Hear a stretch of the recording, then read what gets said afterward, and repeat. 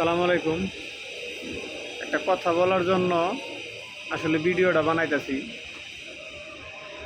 আজ থেকে 3 দিন 4 দিন আগে একসাথে বইসা কথা বলছি।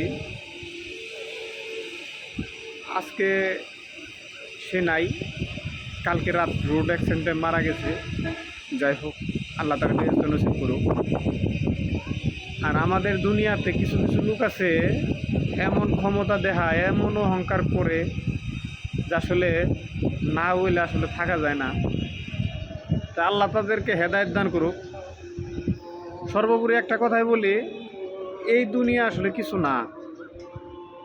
যদি পারেন সবাই আখেরাতের জন্য চিন্তা ভাবনা করেন। এই দুনিয়ার এগুলো কিছু না, এগুলো অভিনয়। সত্য ভাই, এগুলো সবই অভিনয়। পারলে আমারও মাফ করে দিয়েন ভাই।